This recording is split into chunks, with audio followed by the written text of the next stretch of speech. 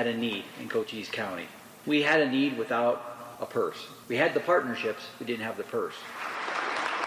That is Cochise County Sheriff Mark Dannels yesterday at the opening of a new state-run border operations center in Sierra Vista. Will it make a difference? Joining us live now on Arizona's Morning News is Sheriff Dannels. Good morning. Good morning, Sheriff. Good morning, Jimmy. Good morning, Jim. Hey, good morning. This is called the Oletski Border Operations Center, and it's named after two brothers who were injured protecting the border in a couple of different agencies. Can you tell us their stories? Yeah, I can. And two awesome law enforcement professionals, both former Marines that served in the Marine Corps. Josh Nutsky works for Border Patrol, actually was jumped on a trail here in our county 2 years ago, year and a half ago, where they jumped him, tried to get his gun, one round went off, then they went for his knife and actually cut his throat. I mean, he fought for his life for 7 to 8 minutes. They picked the wrong agent, the wrong brother to mess with, and he survived before backup got there. Why backup got there?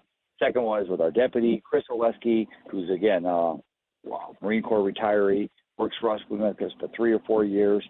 He actually was doing an interdiction when a car went by at 100 and some miles an hour. They tried to put the tire deflation devices. He went over the embankment, so it was 10 to 15 feet.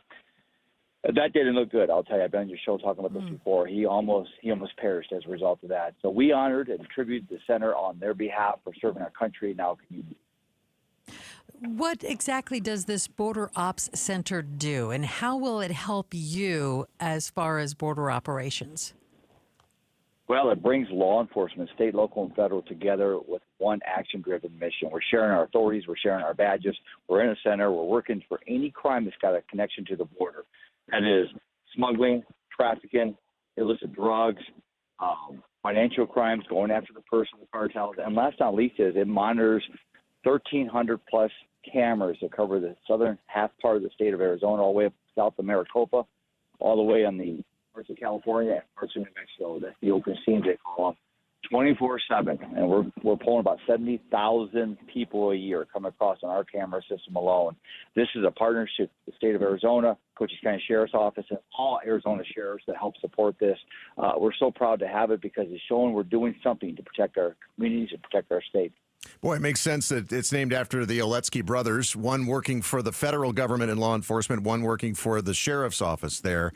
In your belief, what has been the biggest issue in that, kind of cohesion between the federal government, the state law enforcement agencies, and the local law enforcement agencies? I know you have nothing but good things to say about all of those agencies and the people who work in them, but what has been the biggest disconnect between those agencies, Sheriff? Well, we're all doing, and you said it well, Jim. They're amazing. We do great things down here. It's a special county of law enforcement, but we're not working together. And the fact that we don't work under one roof. This is the first center of its kind anywhere in the country when it comes to us working like this with a border mission like this. But now it brings us together. We're sharing each other every day. We're sharing action. We're sharing narcotic. People that are swinging dope into communities, we're going after them together, state, local, and federal.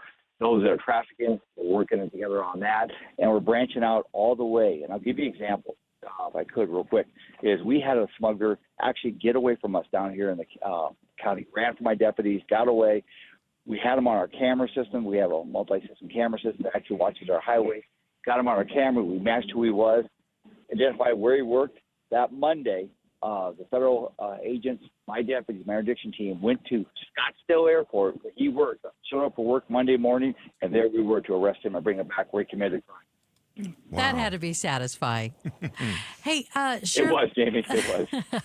While we have you on the phone, we got to talk about the election. It's 1 week from today, and we're seeing, these ballot boxes in other states being set on fire and other issues. And with Arizona being such a huge player in this presidential election, have you upped the security in Cochise County this time around? And can you share with us what you're doing? We're not. I know the Arizona sheriffs have met. We've talked about election. We've sat through meetings with the Attorney General and what some of their thoughts are on this. So we're ready for it. I'll be honest with you. I'm confident it's going to be fine. If there is a complaint, I encourage my citizens. I encourage the election department, the reporter's office. Hey, bring it to me. We'll look into it. I mean, we need to have fair elections and we need to have legal elections. All right. Once again, that is Sheriff Mark Dannels of Cochise County. I got to say, having grown up in rural Arizona like you did too, Jamie, there is a different feeling, right? Mm-hmm. Like you don't feel like your neighbor, from maybe even a couple miles away is going to try and interfere with your right to vote. I think we feel more that way kind of in the cities, right? Right. Yeah. I don't know, just maybe because there's more people. Yeah, You know? I think so. Thanks for watching Arizona's Morning News. Click to watch more from KTAR News and hit the button in the middle to subscribe.